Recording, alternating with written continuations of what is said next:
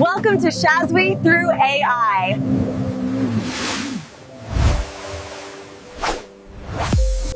अगर आप भी अपने नाम की स्टोरी चाहते हैं तो इस वीडियो को एंड तक लाजमी वॉच करें।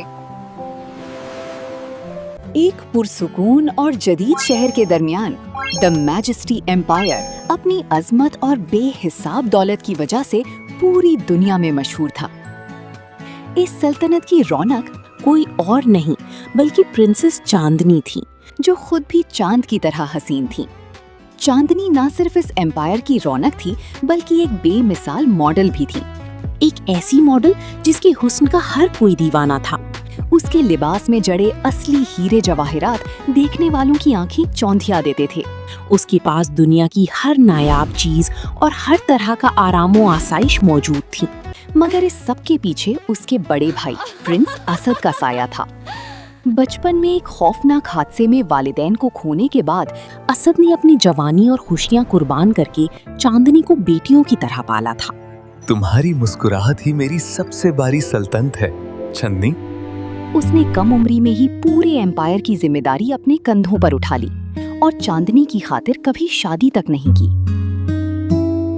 मैजेस्टी एम्पायर की पुरसुकून फजाओं में उस वक्त खौफ ने दस्तक दी जब प्रिंसेस चांदनी को अचानक धमकी भरे पैगामात और खून से सनी हुई दहशतनाक गुड़ियां मिलने लगी। कोई अनजाना दुश्मन अंधेरों में बैठकर चांदनी को निशाना बना रहा था और हर गुजरते दिन के साथ दहशत बढ़ती जा रही थी। प्रिंस असद अपनी बहन की हिफाजत के लिए सख्त परेशान हो गया। मैं किसी को भूख से छोने नहीं दूंगा, कभी नहीं। उसने अपनी तमाम खुफिया रिसोर्सेज और बेहतरीन गार्ड्स को हरकत में लाया। अपनी बहन की जान को महफूज रखने का लिया मैं कुछ भी करूंगा। हर तरफ कैमरास और हाईटेक सिक्योरिटी लगा दी गई। इतनी सख्त सिक्योरिटी के बावजूद एक दिन चांदनी पर उस वक्त कातिलाना हमला हुआ जब वो एक फैशन शो से वापस आ रही थी। इस हमले ने असद को अंदर तक हिलाकर रख दिया। उसने फैसला किया कि अब मामूली सिक्योरिटी काफी नहीं होगी। शहर के हर कोने से माहिर जंग और पुरइतमाद लोग इकट्ठे हुए। प्रिंस असद की आंखें किसी ऐसे शख्स की तलाश में थीं जो न सिर्फ चांदनी की हिफाजत करे बल्कि उस दुश्मन का चेहरा भी बेनकाब कर सके जो उनकी एम्पायर की खुशियों को ग्रहण लगाना चाहता था। प्रिंस असद इसी सोचो फिकर में डूबा हुआ एम्पायर की कॉरिडोर से गुजर रहा था कि अचानक उसकी नजरों ने एक पुरइसरार साए को दीवार पर देखा। बगैर एक पल जाया किए प्रिंस असद ने बुलंद आवाज में गार्ड्स को तलब किया और खुद तेजी से उस साए का पीछा करने लगे। सामने एक पुरइतमाद नौजवान लड़का चलकर आ रहा था जिसके चेहरे पर रोब और आंखों में एक अजीब सी चमक थी। उसने कहा, मेरा नाम विक्रम है।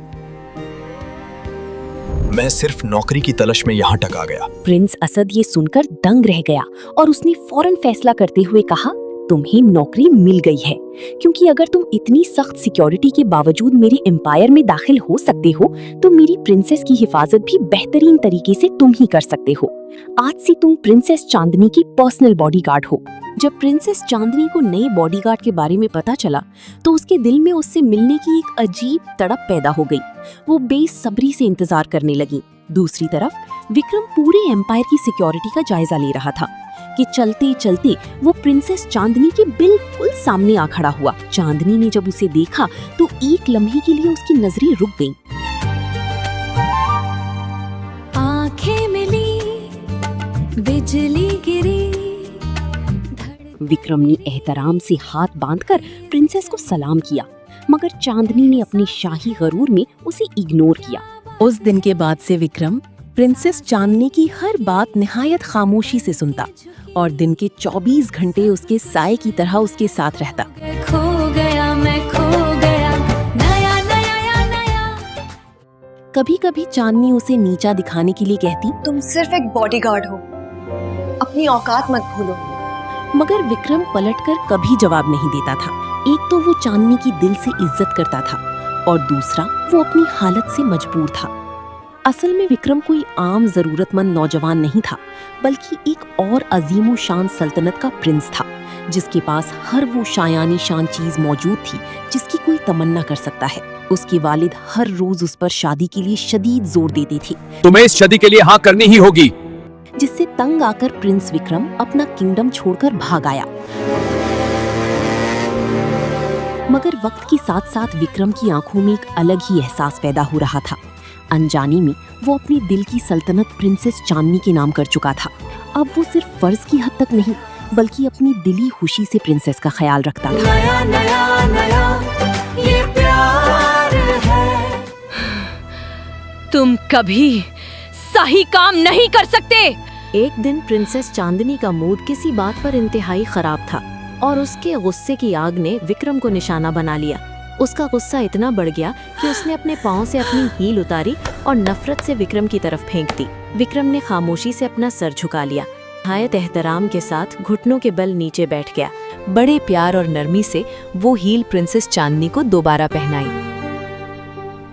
अभी ये खामोश मोहब्बत परवान चढ़ ही रही थी कि प्रिंस असद को कहीं से विक्रम की असल सच्चाई और उसके प्रिंस होने का पता चल गया। दफा हो जाओ यहाँ से, तुम्हें तुम्हारा धोखा मंजूर नहीं। विक्रम, जो हमेशा से अपने उसूलों का पक्का था, दिल पर पत्थर रखकर और कुछ कहे बगैर एम्पायर छोड़कर चला गया।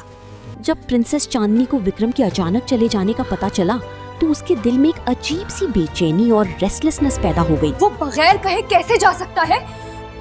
हिम्मत कैसे हुई? प्रिंस असद ने हकीकत छुपाने की कोशिश की और बात टाल दी। चंदानी, वो सिर्फ एक बॉडीगार्ड था, भूल जाओ उसे।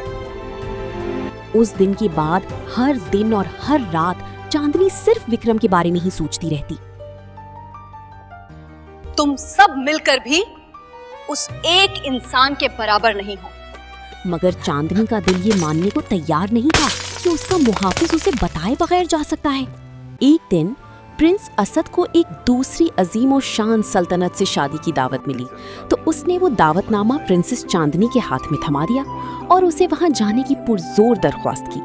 चांदनी, जो वहां जाना नहीं चाहती थी, सिर्फ भाई के इसरार पर दिल पर पत्थर रखकर उस अनजान सफर पर निकल पड़ी। जब वो लक्स किंगडम पहुंची तो वहां उसका इस्तकबाल निहायत ही शाही और आलीशान तरीके से किया गया।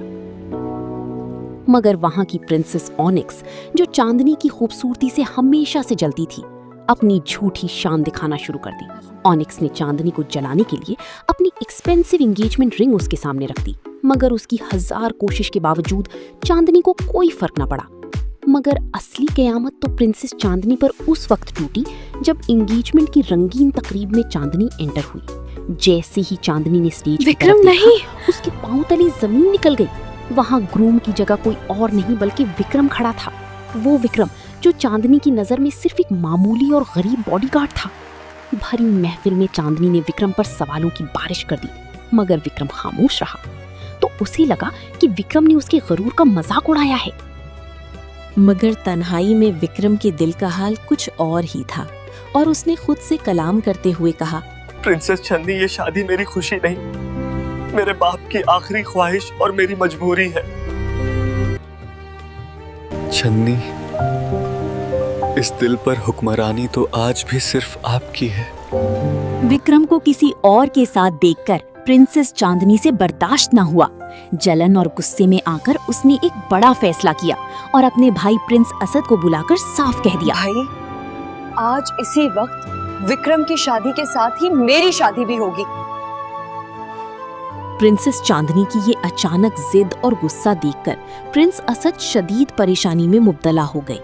प्रिंस असद ने फौरन सल्तनत में एक अजीम शान रेस चैलेंज का ऐलान कर दिया।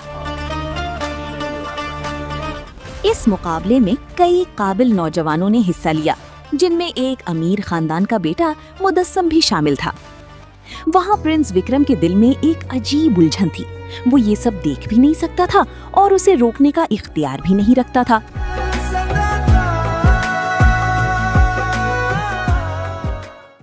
रेस शुरू हुई तो हर तरफ शोर और धूम थी। बारूद भरी है टायर्स में और जीत है अब इन हाथों में। ना कोई शर्तें ना कोई रोके, मिट्टी उड़ती है रफ्तर की। मुदस्सम की चाल देखो पर कीमत है इज्जत और प्यार की। मुकाबला सख्त था, मगर मुदस्सम ने अपनी चालाकियों और बेईमानी से बाकी सबको पीछे छोड़ दिया और रेस जीत गया। प्रिंस असद ने भरी दिल के साथ मुदस्सम से हाथ मिलाया और उसे चांदनी का दूल्हा मुकर्रर कर दिया। रेस जीतने के बाद मुदस्सम बड़ी शान से प्रिंसेस चांदनी के पास आया, मगर चांदनी ने उसे चैलेंज देते हुए कहा, अब मुझे हॉर्स राइडिंग में हारा कर दिखाओ। चांदनी ने सिर्फ विक्रम को जलाने के लिए मुदस्सम का हाथ पकड़ा और उसके साथ हॉर्स राइडिंग के लिए निकल गई। दोनों के दरमियान मुकाबला शुरू हुआ और तेजी से घोड़े दौड़ाते हुए वो दोनों आबादी से बहुत दूर निकल गए।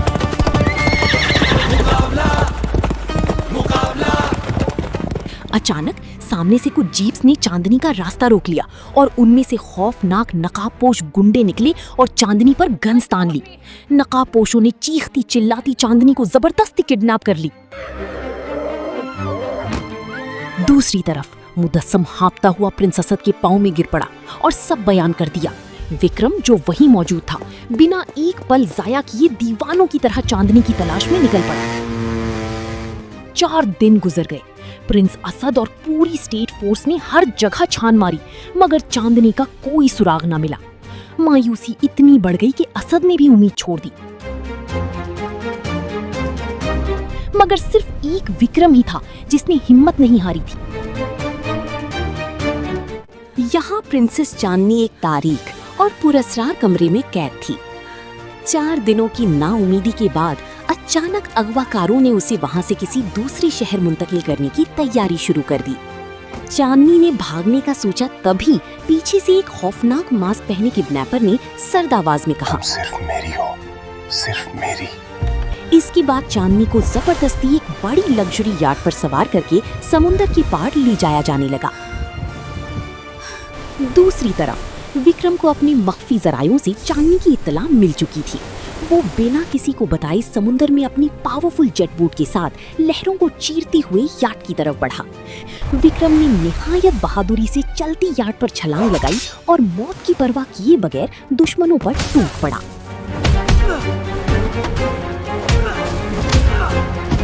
जब चांदनी ने मौत के साए में विक्रम को अपने सामने देखा तो उसकी खुशी की कोई इंतहा न रही। मगर उसी लम्हे वो ही मास्क वाला किडनैपर दरिंदगी भरी हंसी के साथ सामने आया और अपना नकाब उठाया। वो वही पुराना दुश्मन और स्टॉकर था जिसकी मोहब्बत को चांदनी ने ठुकरा दिया था और वो बदले की आग में चांदनी को मारना चाहता था। उस शख्स ने एक जहरीला केमिकल इंजेक्शन निकाला और चांदनी की तरफ लपका। अपनी मोहब्बत की हिफाजत करने के लिए विक्रम फौरन चांदनी की ढाल बनकर सामने आ गया और जहरीला इंजेक्शन विक्रम के जिस्म में उतर गया। केमिकल का असर विक्रम पर होने लगा और वो गिर पड़ा। विक्रम को इस हालत में देखकर चांदनी की सांसें जैसे रुक गईं। उसने विक्रम को जोर से थाम लिया और रोते हुए कहा, तुम मुझे छोड़कर नहीं जा सकते, प्लीज मेरे लिए अपनी आंखें खोलो। चांदनी के आंसुओं की तपिश ने विक्रम की बुझती हुई सांसों में दोबारा जान फूंक दी। अपनी तकलीफ को भुलाकर वो दोबारा खड़ा हुआ। चांदनी की जान बचाने के लिए विक्रम विलन को धक्का देते हुए खुद उसके साथ दरिया में कूद गया। और यहाँ चांदनी की जिद विक्रम की इस अमर मोहब्बत के सामने हार गई। Please come back.